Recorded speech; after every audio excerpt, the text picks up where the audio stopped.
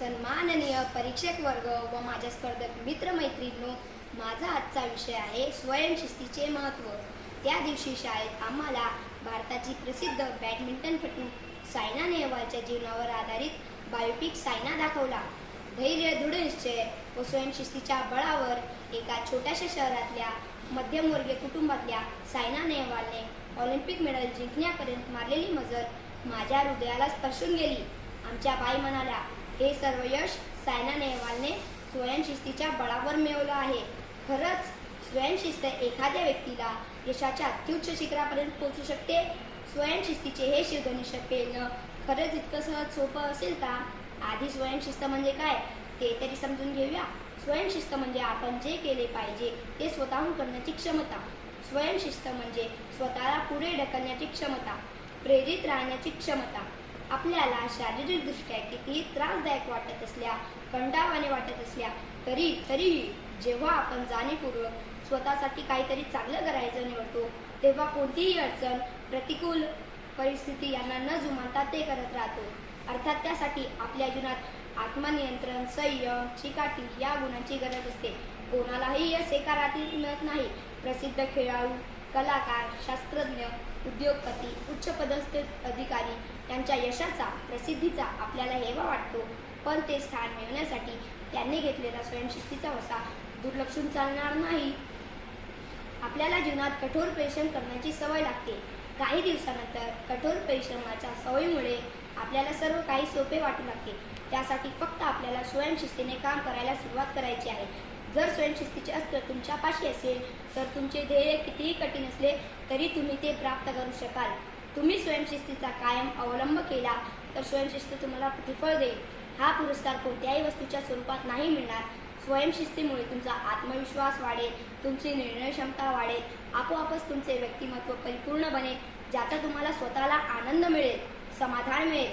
आपल्या जीवनात स्वयंशिस्त आणण्यासाठी आपल्याला वेळेचे सुयोग्य नियोजन करता आले पाहिजे.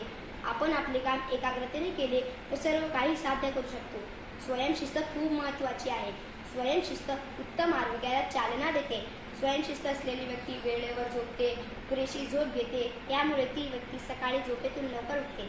त्यामुळे ते दिवसभर ताजेतवाने व उत्साही असतात. उत्साहाने भरभर कामं करतात. स्वयंशिस्तीमुळे ते TV, मोबाईल, तंबाखू, गुटखा, दारू अशा व्यसनांना बळी पडत नाहीत. जंक फूडच्या मोहापासून दूर राहतात. दुसरीकडे ज्यांना स्वयंशिस्त नाही ते कंटाळा, आळस करतात, व्यायामापासून दूर पडतात. त्यांच्याकडे आत्मनियंत्रण नसते. त्यामुळे समाजातील मोहांना ते बळी पडतात. आपली नैराश्य दूर करण्यासाठी व्यसनांना जवळ करतात. स्वयंशिस्त निरोगी खाण्याची सवय लावण्यास मदत करते, म्हणून शरीर तंदुरुस्त राहते. स्वयंशिस्त असलेली व्यक्ती TV बघण्यात किंवा मोबाईलवर चॅटिंग करण्यात वेळ वाया घालवत नाही. त्याऐवजी आपले ज्ञान वाढविण्यासाठी एखादे चांगले पुस्तक वाचणे किंवा पार्ट टाइम कोर्स करणे पसंत करतो. हे सर्व यशाच्या शिडीवर जाण्यास मदत करते.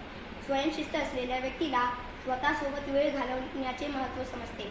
अशी व्यक्ती ध्यान धारण्यासाठी वेळ काढते. त्यामुळे अनावश्यक ताणतणावाचा सामना सहजपणे करता येतो. सकारात्मक दृष्टिकोन निर्माण होतो.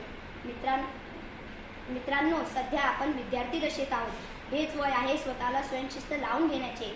रोज सकाळी लवकर उठणे, नियमित योगासनं किंवा व्यायाम करणं, स्वच्छतेच्या सवयी लावून घेणं, स्वतःची छोटी मोठी कामं स्वतःच करणं, नियमित अभ्यास करणं, रोज 15 मिनिटं का होईना अवांतर वाचन करणं, आपल्याला जमेल तसं 5 ओळी का होईना स्वतःहून लेखन करणं, या सवयी तुम्ही स्वयंशिस्तीनं स्वतःला लावून घेतल्या तर भविष्यात कोणतीच अडचण येणार नाही.